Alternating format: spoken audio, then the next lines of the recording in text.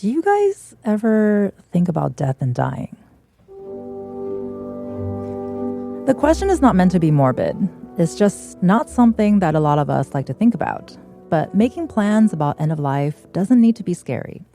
Our expert today say can actually be empowering. This is Where We Live from Connecticut Public Radio. I'm Catherine Shen. Today, we hear from the Connecticut Death Collective and hear new approaches to end-of-life care and memorialization. But first, joining us now is Sarah Sparron. She's a registered nurse offering death education and guidance in the southeastern Connecticut area, and she will be one of the several experts who will be featured at the Connecticut Death and Dying Symposium, which is taking place later on this month. Sarah, welcome to Where We Live. Thank you for having me. So I imagine working in hospice and end-of-life care can be pretty meaningful, but at the same time, challenging and difficult. How did you first get started and you got interested and involved in this area? I just knew. It wasn't something that I looked for or that was sparked. I knew I was going to do death work all through nursing school, and I spoke about it openly to anyone who would ask. I said, I'm going to nursing school and I'm going to be a hospice nurse. What was it about it that drew you in? It felt comfortable and safe, and I had a lack of control of much in my life, and where most people feel that they have no control over death, it actually felt very calm and safe and in control. And when you sort of went into this, were you surprised at how comfortable you were? You know, what was it about being in that space that it almost feels like there's a calmness to it that you don't often hear about? I feel most authentic and most calm and most comfortable when I am with somebody that is dying, even when they are uncomfortable. I couldn't tell you in particular why I am, but I know when I am there in that space, it is where I want to be. And it would just be me and that person and that family, and there's nothing else around us that really exists besides that sacred space. And helping guide them to where they need to be comfortably is more of an honor than it is anything else. And do you remember your first bedside experience, or was there an experience that really, I imagine all of the experience that you have, you take with you in some way, but what was that first time like?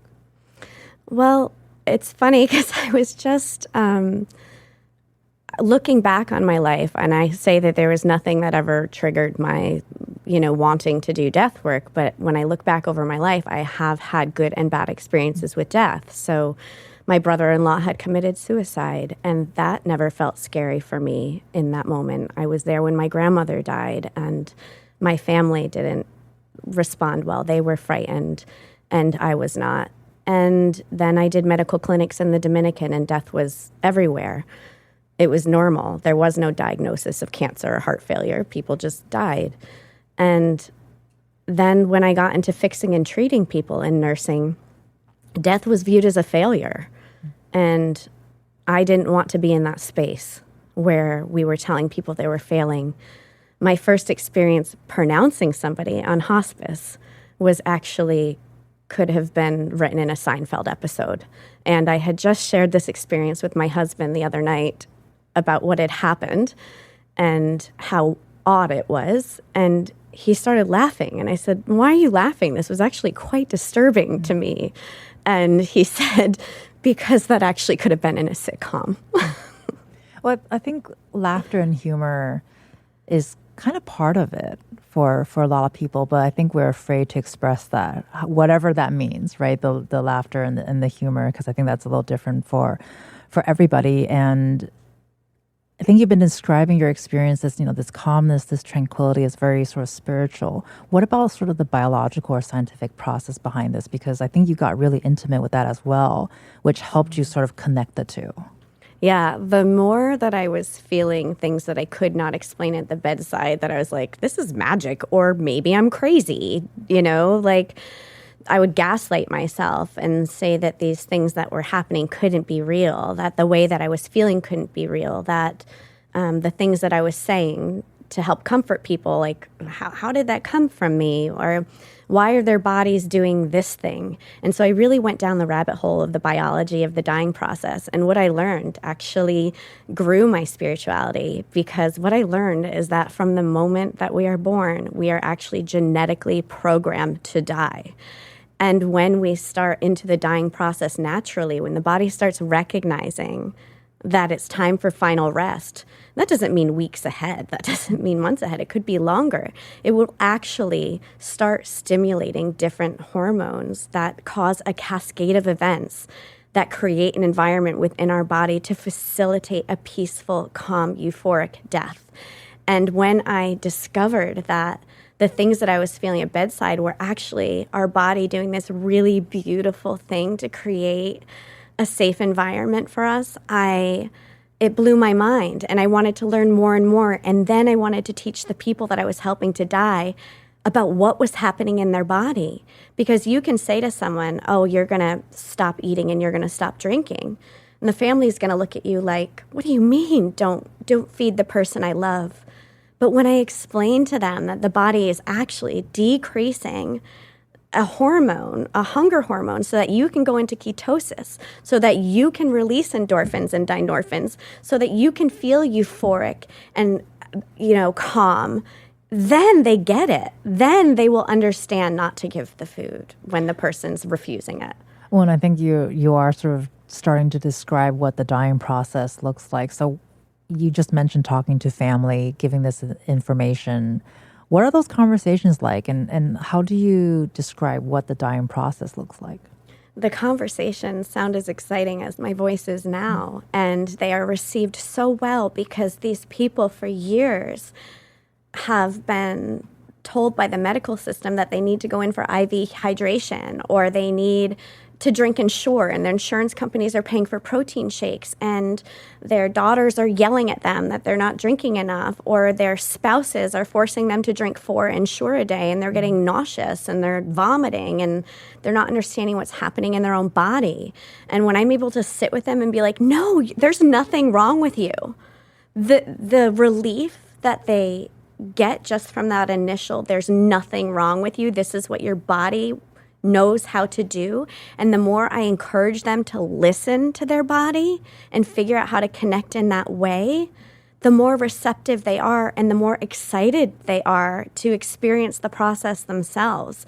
And the real gap that we have in our medical system and our social system is just simply this biological information. How beautiful is it that we actually are created to die comfortably? And the reason so many deaths are so uncomfortable and there's so much unnecessary suffering is because of our medical model of longevity. Well, I wonder if this is what you're talking about, because there's a phrase you use in your work, which is death literacy. Mm-hmm. And I wonder if it's related to what you just described, and also there is such a thing as a good death. Yes. What does that mean? Is that different for everyone in relations to death literacy? Yeah. So a good death is absolutely different for everybody because it's all encompassing based on how spiritual are you, what is your spirituality, what is your social supports, what are the things that you love, what are the things that make you you. But as far as death literacy, being able to sit with people and say, okay, you're going to expect that you're going to eat less. You're going to expect that you're not going to be thirsty anymore. You're going to expect that you're going to sleep more.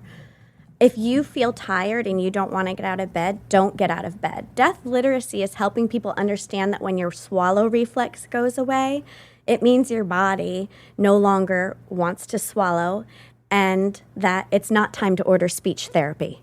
It's time to lean into that and relax. That when your body doesn't want to get up and move, or you're experiencing increased falls because your body is trying to rest, that doesn't mean it's time for physical therapy or a nursing home stay. That maybe it's time to start talking about allowing a different focus of care. Well, and I want to introduce Becca Allen now, who is a licensed clinical social worker who specializes in end-of-life planning, and she's also an end-of-life doula. Becca, welcome to the show. Thank you. Well, I see a lot of nodding because you've been listening. Sarah. So, love to get your perspective on what Sarah has shared so far, especially from where you're sitting. This is a very familiar area for you as well. Yeah. So I am in the planning space, so I'm an end-of-life doula, and we are trained professionals that provide non-medical, emotional, spiritual, and practical support to an individual or their family around end of life. And I am in the space of the planning, like talking about end of life early on. I love talking to people who are healthy and younger. There's never the wrong time to talk about death. I've been working with two 96-year-olds that are like, why, Becca, what's the rush about talking about end of life? But what I've been nodding about is the education, and I feel just a comfort and peace when you're talking to folks at the very end. My work is to do that way up front so that they're not hearing that the first time. And they're also trying to discover what quality of life means to them and what quantity of life means to them so that the person and their daughter or their spouse can start making different decisions and just be aware of it. And in this country, we don't talk about end of life or death enough. We used to be up close and personal about over 100 years ago, but it's just been taken out of our of what we know. So the idea of talking about death is so scary. But what I've just really discovered is that when people kind of dip their toe in, it's not as scary as that they thought. And it's going to happen to all of us. And it's trying to work on conversations about making it much more of a calm and intimate discovery about what is important to them and what is not. Well, I think I want to ask both of you, and I'll start with Becca first here, is because you mentioned it's across the board. And I think when we think about death, we tend to think about the elderly or someone who has a terminal illness. So there's an expectation in some ways, right? But when it's not expected, which happens a lot, what are those conversations like when you have them with your clients, whether they're, sadly when they're 12 or 21 or 35, that is one of the things when people are like, oh, I'll call you when I'm 75 or after I retire. And then just say, well, have you not had anybody in your life that even just got a really bad diagnosis and just put end of life and death a little bit up close and personal? And kind of entering into those conversations, I find the best way is about experience. So if they have known somebody, so it's not so abstract. It's like, so what was that like? Like, did you have a grandma die? What was that like? Did you have someone in your family really struggling with a chronic illness? What was that like? Would you have made different decisions or thought about different questions? And so kind of entering through the door of a real life example has seemed to be kind of the easiest way to not plunk on the table like, let's just talk about death. Let's just do that. Let's just dive in. So through the practical experience. And Sarah, what are your thoughts about that? Especially, I think patients that you see or family members might take different approaches in terms of if they received a terminal illness diagnosis, maybe they want to start treatment, maybe they don't want to start treatment. It can be really complicated depending who you're talking to. It is very complicated. And one of the things I always go back to is informed consent. So when a patient gets diagnosed with cancer and maybe it's not curable, but they can do palliative chemotherapy, the conversation in the doctor's office is about the side effect of palliative care chemotherapy, how much time it could potentially give them, and that is the information the person gets. And then at the bottom of their discharge summary, it says, side effects are and you could potentially die of side effects from the chemotherapy before you would die of the cancer. It'll say right there. So the conversation is always with me is, yes, that is an option. Here's your other option.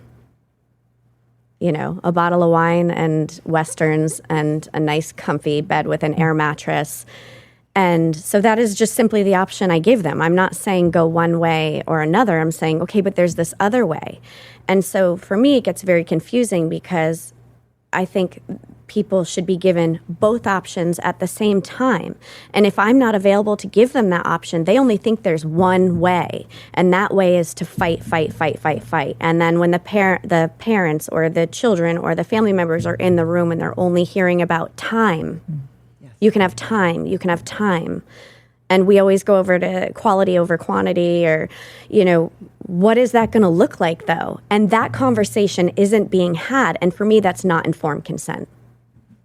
Because the time might be in bed 4 months. Vomiting, nausea. And I have had pushback where when I do have these conversations and then people choose a different way that is not in alignment with their medical care, their medical provider, then that's when I potentially may get a phone call that says, we didn't agree with this. Right. Well, and Becca, as we're having these conversations, I want to talk about too, where it can be challenging to have. It can be challenging to start the conversation, but it can also be empowering. Absolutely.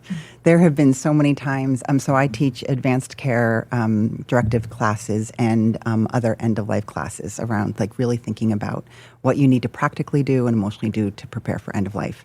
And it is a mixed bag of people who come in and say, I don't know, my kid told me I needed to do this, or my spouse is more often that told me I needed to do this.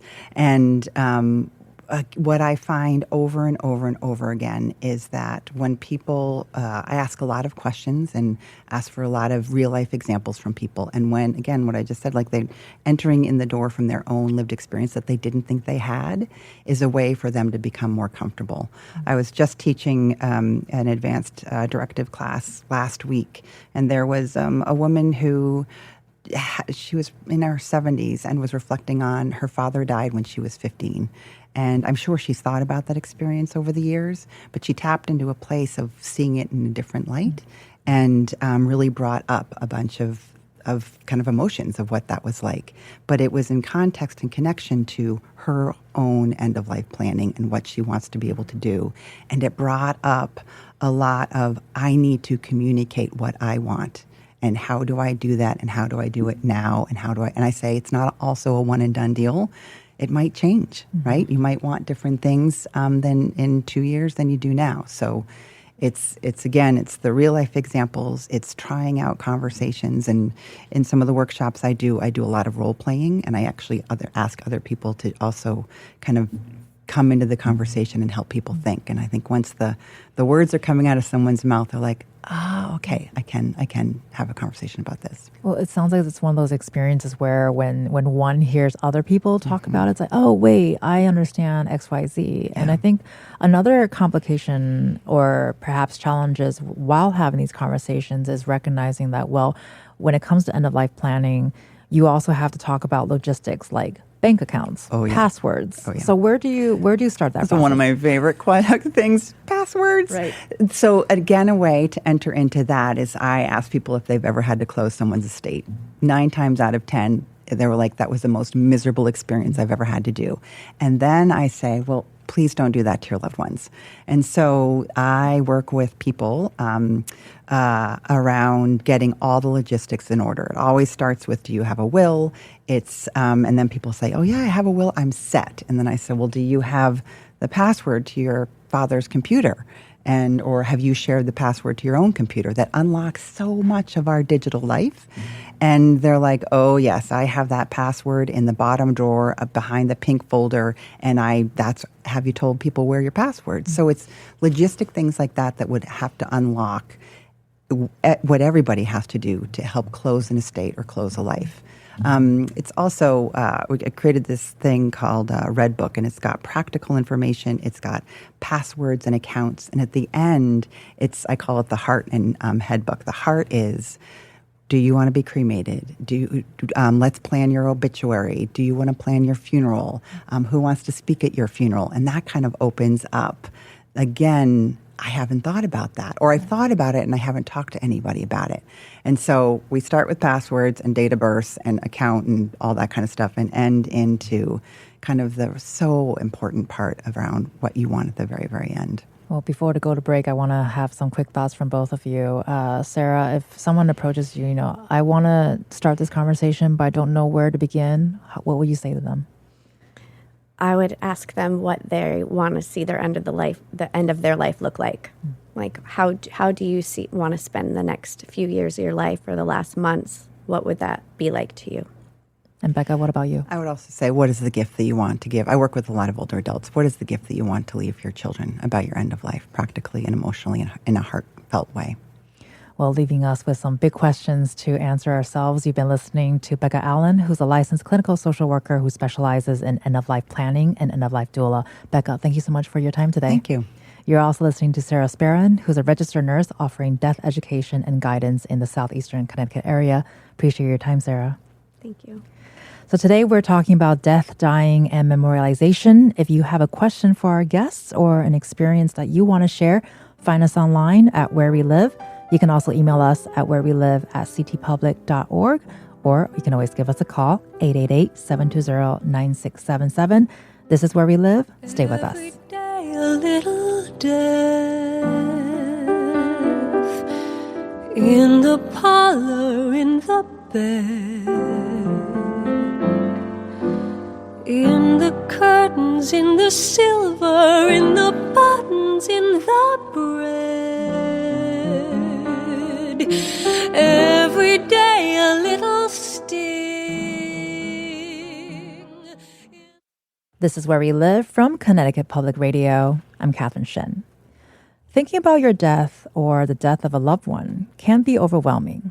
No one wants to make plans for end of life, but doing so with intention could give you more agency when the time comes. Still with us to talk about all of this is Becca Allen, who's a licensed clinical social worker who specializes in end-of-life planning, and also Sarah Sparron, who's a registered nurse offering death education in southeastern Connecticut. And now joining us is Chris Grosso, who's a writer, speaker, musician, and author of 4 books, including Indie Spiritualist and Necessary Death. He also hosts the Indie Spiritualist podcast and will lead a meditation on impermanence at the Connecticut Death and Dying Symposium later on this month. Thank you so much, Chris, for joining us. Thank you so much for having me. So before I ask you a question, you've been listening to the conversation earlier as well. Is there anything that you would like to respond to? Yeah, I'm a nerd. I take notes. And Sarah, what Sarah said, I absolutely loved, talking about creating a good death at the end of life. And I know Becca echoed some of that in her own sentiments. The interesting thing for me is my lane is a little different, where what I look at is not as much death then, but how our relationship with impermanence now shapes the way in which we live. So I love that we have people kind of at both ends doing this work. So that was just a note on Becca, and then, or Sarah, excuse me, and I have notes for Becca, but... Well, and then that's sort of the perfect reaction, actually, because I did want to ask, what do you think about the connections between death, end of life, and spirituality? So to me, my understanding on a good day is that they are just interwoven. I think of the philosopher Krishnamurti, who said life and death are the same movement. And that, I can sit with that and understand that, and then it'll be fleeting a few moments away. But when I really, really, truly embody that, in this moment, I am living, but I am also dying. They are both happening at the same time, not in a morbid way, but I look at that in a way that helps me clarify priorities, what really is meaningful to me in my life. Because when death is distant, which we've gotten really good at as a culture, outsourcing it, pushing it away, and who knows when it's going to happen. But when it's out there rather than here in my awareness, things like emails or stress or otherwise mundane things have just as much importance as the things that really do matter in my life. So it helps me get clearer on that, live more honestly. Right. And of course, there are those days where you're thinking, well, that email is really not that important. Yes, absolutely. Like I sort of call them like the little big things in life, right? And we've been talking a lot about how challenging it can be to sort of face that question, whether it's your own dying experience or you're watching someone else dying. And we've been talking about spirituality, but what about the role of religion and the difference between, what do we know about how different religious and spiritual traditions approach death? So I have a deep reverence for the great wisdom traditions. I'm not so much interested in, sorry to any listeners that are the more religious, dogmatic, formal aspects. I lean more towards the mystic tenets of the traditions. I think there's so much beautiful information there, whether it's mystic Christianity, contemplative Christianity, Sufism, Vedanta Hinduism, Mahayana Buddhism. There's wonderful, beautiful teachings there, and a lot of them do overlap. But the way death is approached in the East, significantly different than here in the West. It's hidden away. Again, that was something, Becca, you were talking about. We've outsourced it. It's hidden, whereas it is out in the public in most East places. What I noticed there is, for us, then at that distance, it's off our radar. And that avoidance creates anxiety, whether we know it or not. There's a slow building overwhelm that comes with that. And then this practice of impermanence and becoming familiar with it brings us back in. And people can call that spiritual, they can call it not. But going back to my point, it helps us clarify what matters here right now. Well, you mentioned impermanence because that's sort of the theme of the meditation that you're leading at the Connecticut Death and Dying Symposium. How do you distinguish the two of those, death versus impermanence? Yeah, they can be interchangeable, certainly. I look at impermanence, I think of Thich Nhat Hanh. He was a Vietnamese monk, and he spoke a lot about impermanence and just the impermanent way in which this existence is, not just humans, but all things. And he would say, thanks to impermanence, everything is possible. I find that really beautiful because if everything was static and fixed, there wouldn't be anything else. It would just be this one concrete experience. So there's beauty, I believe, in death. I was reading Krishnamurti last night, and he talked about, it's actually the final thing he had voiced into a recorder, and he died shortly thereafter, but he found a little red leaf that fell during autumn out in California, and just the way in which it was so beautiful, and it was dead, and shortly it would, grow back into the earth and become part of the earth, and then recycle itself. So I think there's beauty in death, in impermanence, whatever you care to call it, but just cultivating that relationship with it earlier on, so then when we get to the end, that's part of a good death too. I think living with less regrets. Sarah, I love your thoughts on that, especially I think we a lot of conversations about the beauty of death, but how do you, I don't want to use the word convince, but how do you have that conversation with someone who might be grieving and can't see the beauty? Well, the beauty of death is actually living life to your best, which is why I like also to have these conversations sooner than later. People my own age,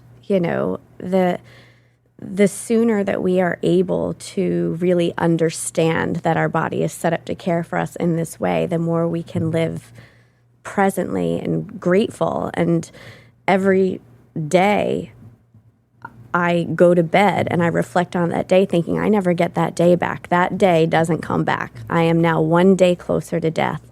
And how grateful am I? And then I wake up the next morning and I say, I have this day. This is this one of this only day of this date, in this lifetime. And what am I going to do with it? And maybe I'm going to do nothing because that's what's going to bring me joy that day.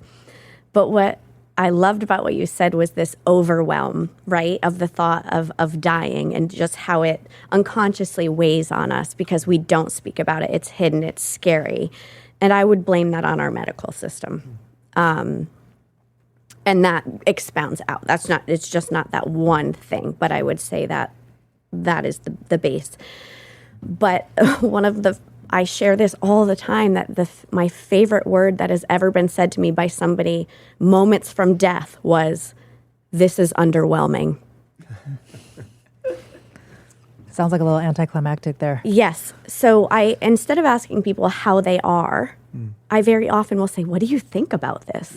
Yeah. Because I want insight into what's happening in that brain. What are they seeing? What are they touching? What is coming to them? Because it's there. Yeah. They are seeing things. They are feeling things. They are closer to a place that I don't know, that I may know at some point, and I want to know about it. And I always say, what do you think of all this? And he said, this is underwhelming. I cannot believe I was afraid of this my whole life. I can't believe we're all afraid of this our whole life. And this is it?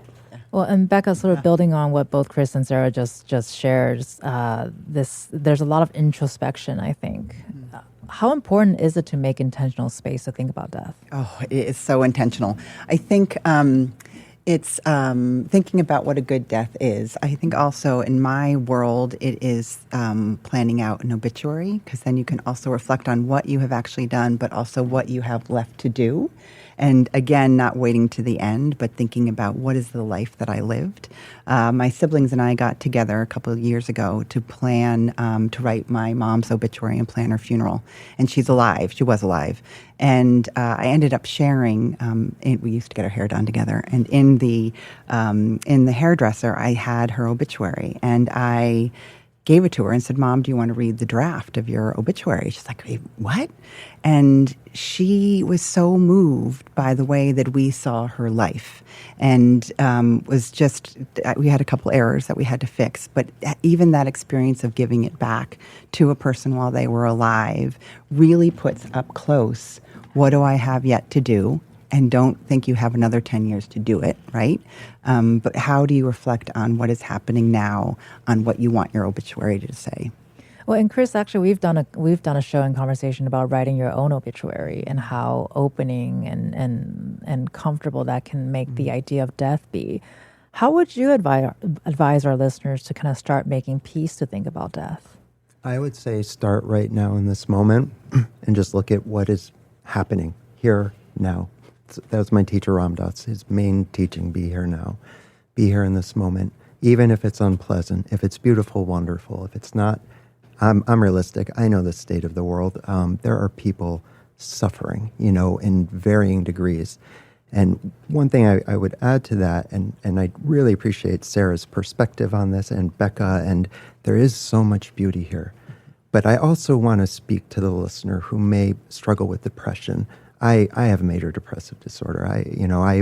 I've had times, and still certain days, there are times it's hard for me to cultivate gratitude. I do. I find it. I think of Neil deGrasse Tyson. He talks about, the infinitesimally small odds of us all being here today. Like that for me can help switch things. But I also know that for some people, they're in the depths right now, and even that won't do it. So to those people, I would say, if you are interested and you want to start today, hey, you're listening to this conversation. You are in this uniquely strange and weird experience. Who knows what it really is? But you can make of it what you want. And you can start today. Little things. Like go outside, look at a tree. It sounds throwaway, but I really mean it. Look at something as if you've never seen it before in your life. Or as if you're going to explain it to an alien who's never seen it. Well, I get a very strong sense of curiosity. Like Sarah, you mentioning asking the question to a person who is dying, how are you feeling? If you didn't ask the question, you would not have known how that person's feeling. And I think I want to pose this question to both Sarah and Becca here, because we've been having a lot of conversations about having the conversation, but who are you having the conversations with? Because some may not have family who either they trust, sadly, but it's realistic. It's a reality for a lot of people. So is this friends? Is this found family? Is this your bestie? What are your thoughts about that, Becca? Oh, I'm having conversations with everybody. Encourage a lot of people to kind of get around their living room and start conversations in a really light way. The Connecticut Death Collective holds death overdrafts once a month, and we use the Death Deck, and that is a great lighthearted deck to bring to your friends or around the Thanksgiving table. And so it's having conversations with your loved ones, again, sooner rather than later. There's also, again, different work groups or friend groups of just gently going in. And I think also in where I am in my age, we're talking about our parents. So sometimes it's easier to talk about our parents than ourselves and where we are, but it eventually gets to that. Sarah, what are your thoughts about that? Yeah, everyone.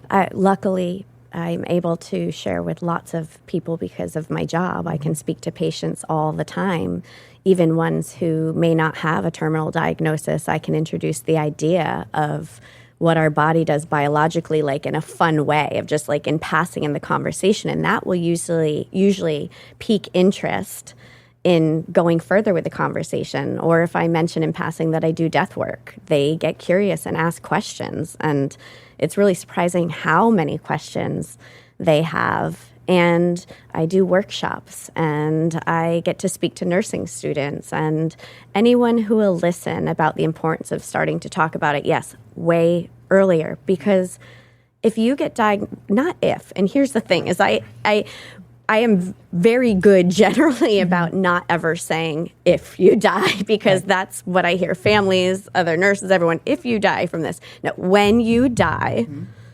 from whatever the thing is in your body that was not designed to live forever, when you die, do you want this one more thing on your plate, which is to suddenly approach this conversation that you've avoided your whole entire life, in addition to trying to process this news. And so I am a huge advocate of like planning living funerals. Like I already can tell you when I get my terminal diagnosis, what we're doing, where we are, where I'm sitting, how I'm going to feel. Talk about it now, have this plan. And then when you get the diagnosis in your life, or when you're just aging naturally and you're at that place and someone says, okay, it's time for you to die, there's no, well, what do I do now? It's like, oh, I already have my party planned. Now we just need the date, you know? And I would say the whole idea of it would be so cool if for a grandma at 80 that the granddaughter at 10 was like, I've heard grandma talk about this and what she wants. Like that's intergenerational communication and discussion that makes it so normal and healthy to do. I have never understood funerals. Like we're going to stand up there and say the most beautiful, kind, loving things about these people that we love the most and we miss their physical bodies so much, when we could have actually had a celebration where we're saying that to them and they're saying it back. And the reason we don't do that is because we don't want to cry. Right. And we don't want to be uncomfortable. But what if those tears were from love and beauty and the experience surrounding this person's final goodbye? Because you're saying goodbye to them. We don't know where they're going. Why even wait till then? Why not say it today? Yes, and I think people who do death work do. Yeah, beautiful. We got to go to break, but I want to give Chris a really quick final thoughts. What do you hope our listeners take away from this conversation today? Just maybe that they, if nothing else, will get a little more curious about impermanence, about that, what that looks like, and sit with that. And I invite you to tune in. Don't intellectualize it. Feel into it and ask yourself, you know, am I living truly, whatever that means for me? And if so, awesome. If not, work on it.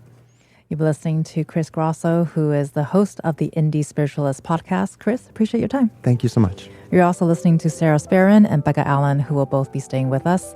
We'll continue our conversation after the break and hear a little bit more about the Connecticut Death and Dying Symposium, which is coming up next month, or later on this month, excuse me. And if you have any questions, please give us a call, 888-720-9677.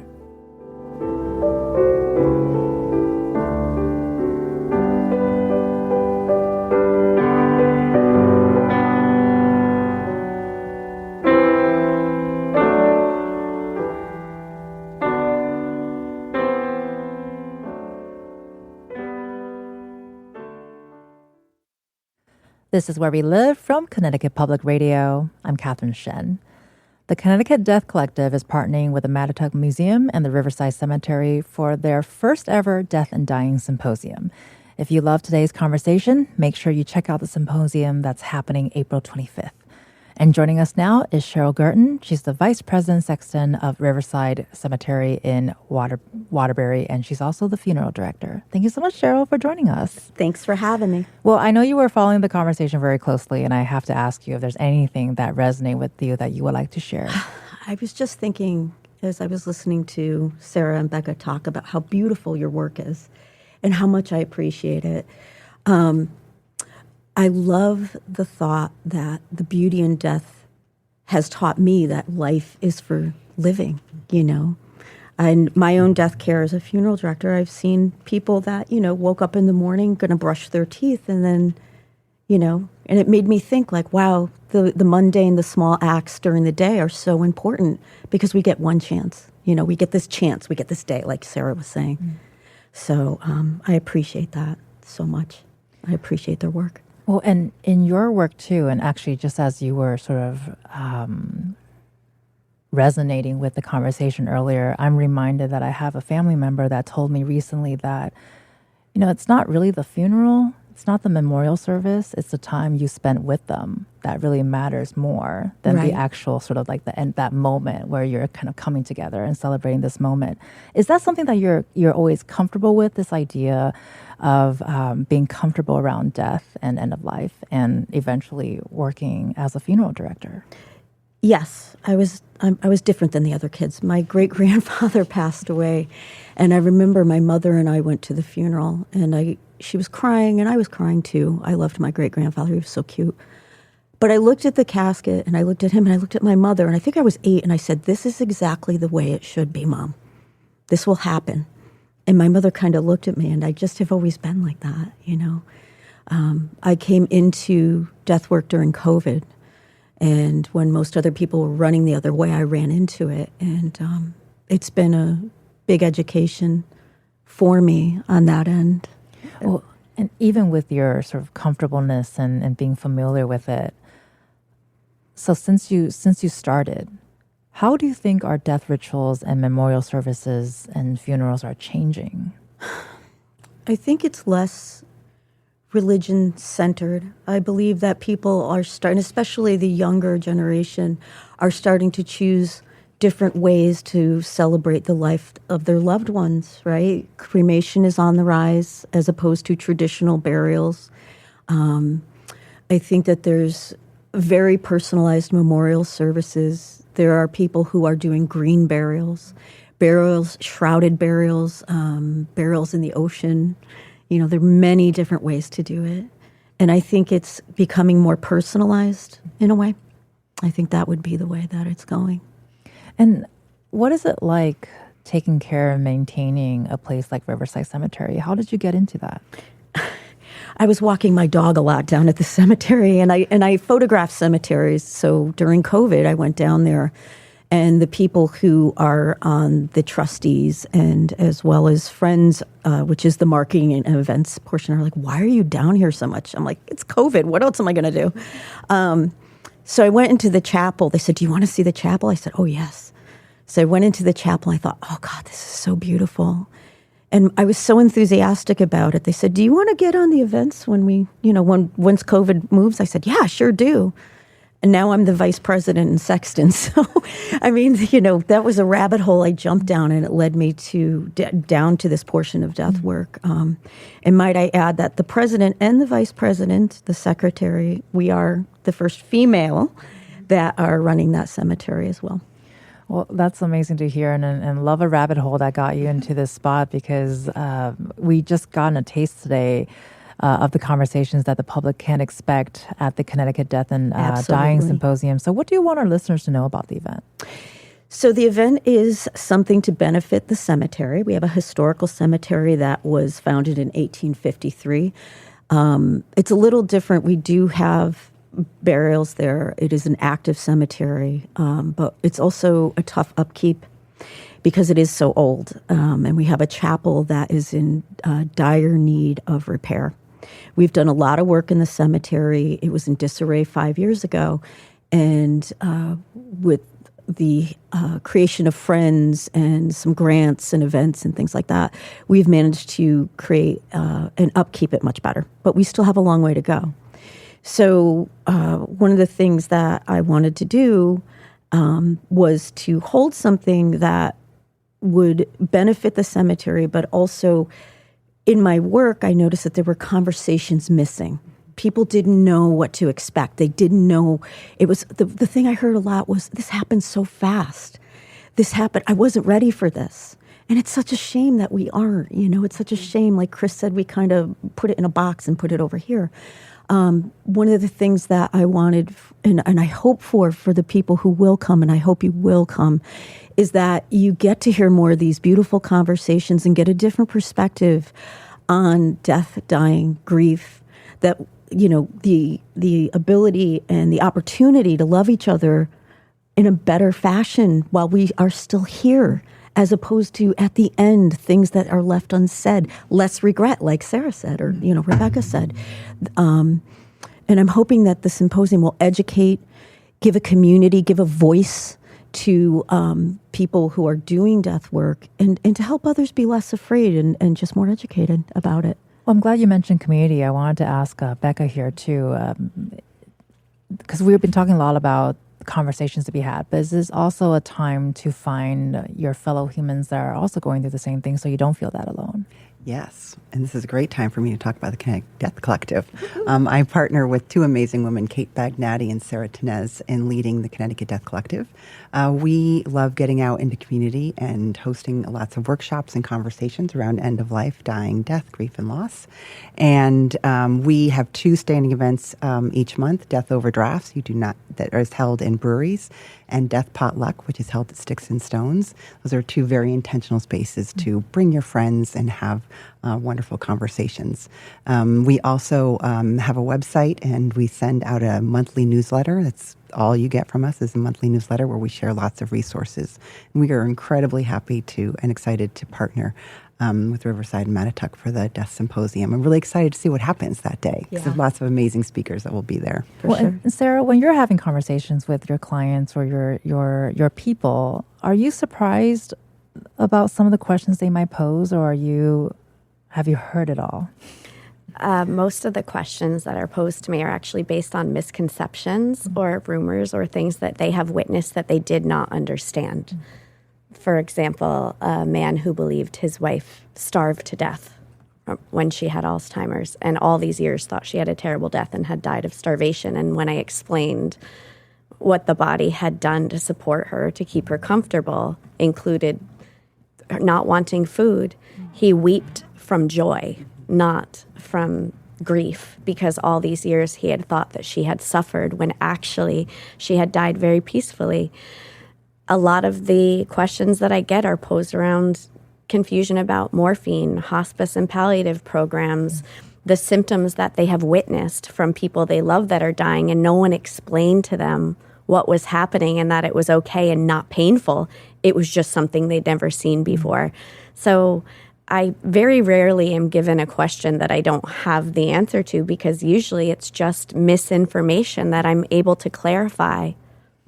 Well, and Cheryl, kind of the same question to you, because you've been in this space for a while and being so comfortable with it. Are there surprising questions that you get from people, or are you just happy to, I want to be here to help you feel comfortable and find peace? I think the questions that I would get, as opposed to Sarah or Rebecca, are more logistics. And a lot of also important. Yeah, oftentimes they're based on just not knowing what to expect. Yeah. They just don't know.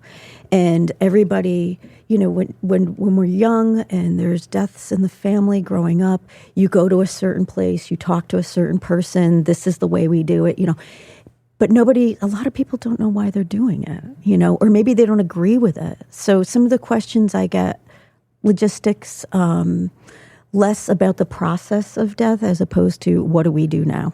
And, a lot of it is just from lack of education. I think a quick 20-second final thoughts for everybody. What do you hope people can take away from this conversation today, as we're talking about this so out in the open, when I think just a little bit ago it might be taboo? I hope that they'll consider their own mortality. I hope that they'll think about themselves. I hope that they'll soften and open to that a little bit. And I also hope that people will come to the symposium next week at the Mattituck. The Mattituck Museum is a wonderful place. They're very supportive of the community.